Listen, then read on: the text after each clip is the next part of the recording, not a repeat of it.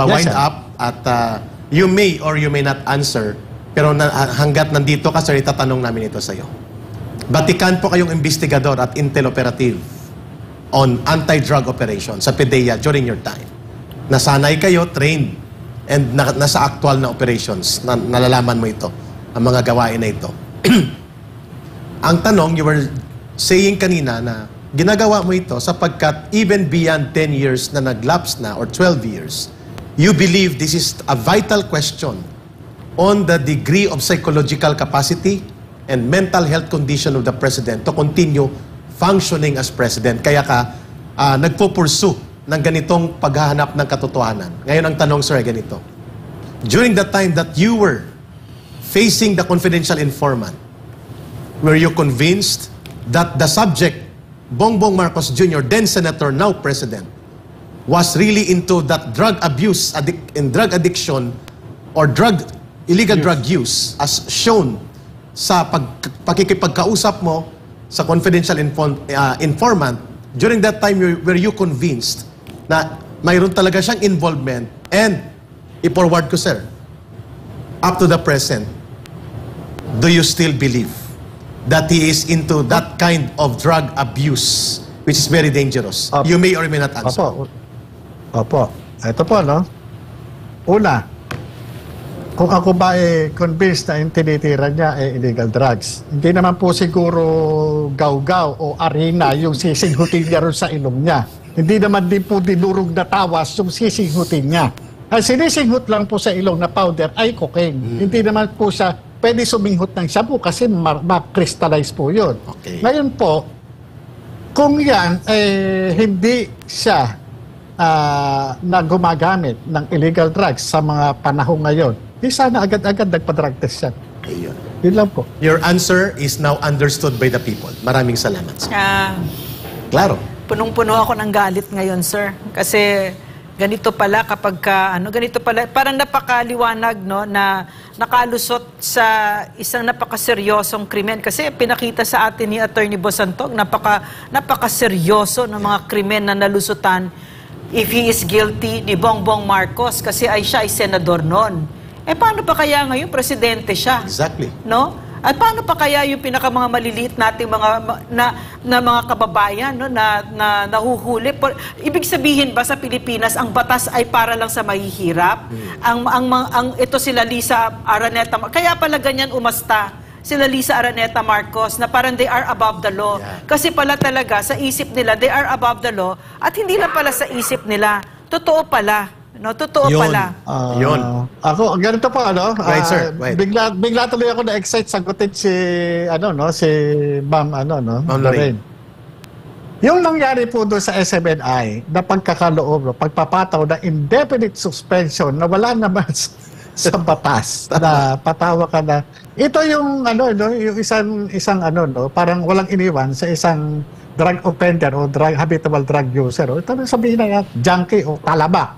Na talagang pagkaya nag-trip, talagang aabutin mo talaga yung talagang pagpapahirap na walang katapusan pagpapahirap. Kasi nga, anong dahilan?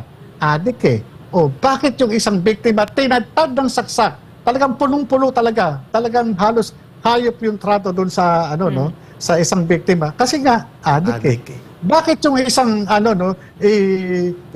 hinalay niya yung kanyang anak na siyam na buwang gulang. Yes. Kasi nga adik Ibig sabihin, doon tayo pumupunta doon natin napapagtanto na itong mga nasa impluwensya ng ipinagbabawal na gamot ay wala sa hustong pag-iisip. Ibig sabihin, hindi siya normal.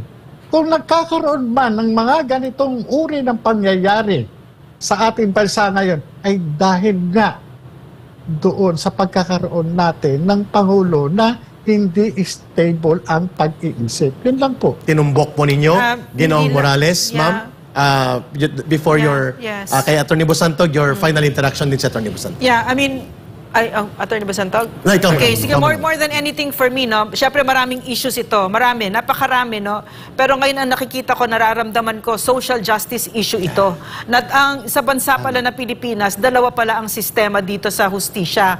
Na meron para sa mga mayayaman at makapangyarihan at meron sa mga ordinaryong mamamayan. Papayag ba kayo? Ako hindi ako papayag. Malapit na ako mamatay. Hindi ako papayag. Aayusin natin ito. Dapat ang tama dito, no? Ang tama dito, papakita natin, no? Papakita na kasi digital ito. So, nag-iiwan tayo ng love letter. Hindi lang sa mga buhay ngayon, kundi sa mga apo natin, sa mga salinlahing Pilipino. Ganito lumaban para sa Pilipinas. Kasi ang Pilipinas maraming abusado. No, marami talaga ang pakiramdam nila porket may pera sila. No, kahit na anong kababuyan pwede nilang gawin at naramdaman namin yon dito sa SMNI, ramdam na ramdam namin. Kababuyan ng NTC, kababuyan ng MTRCB, Yes. kababuyan ng Kongreso, kababuyan ni Martin Romualdez, kababuyan ni Bongbong Marcos at ni Lisa Araneta Marcos. No? So, makinig kayo, mga anak ko, mga apo ko, mga hindi ko na kayo makikita siguro. Huwag kayong pumayag. Huwag kayong pumayag. We are creating a country habang buhay kami dito na hindi ganyan, na hindi nyo naaabutin. Pero kung sakali meron na namang Marcos, no, na Bongbong Marcos, at lumusot na naman yung kababuyan nila, huwag kayong pumayag. Ganito lumaban katulad ni Jojo Morales. Itataya ninyo ang buhay. Walang matatakot dito. Tama. I second the motion sa aking co-anchor na si Ma'am Lorraine Maribadoy. Sinusundan ko at titindigan ko kasama siya ang kanyang naging pahayag. Your final interaction kay Ginoong Jojo Morales. Thank you, Ma'am Lorraine, for a very emotional and very mind-jolting wake-up call for the Filipino people at sa inirasyong nakikinig sa kasalukuyan. Attorney Marlon, your final interaction kay Ginoong Jojo Morales. So, siguro wala naman akong mga katanungan na because most of my questions were Yan, answered. nalabas mo talaga, attorney. Grabe. Nakakagalit yung mga nilabas mo. Serious crimes, Yes. no? Naipaliwanag Yung pala mo. yung nalusutan ni Bongbong Marcos, no? At ng mga nagtakip sa kanya. Wow. Yes. Most of my questions were answered. So, ang sa akin lang is that I wish and I pray for Mr. Morales that truth will come out, no? And then that you are protected. Yeah. At